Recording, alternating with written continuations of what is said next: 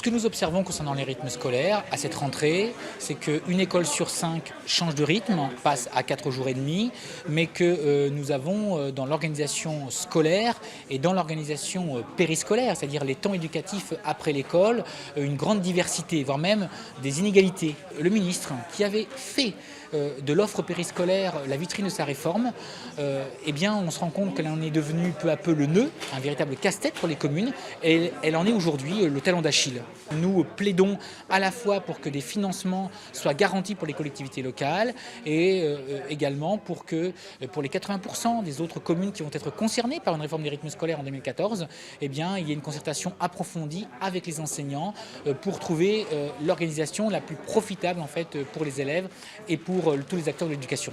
Le premier degré retrouve un petit peu d'air. Il y a 10 000 emplois d'aide administrative qui ont été créés, 8 000 emplois pour le handicap, 3 000 postes supplémentaires à cette rentrée. Je dirais que la ceinture qui avait asphyxié l'école se dessert d'un cran.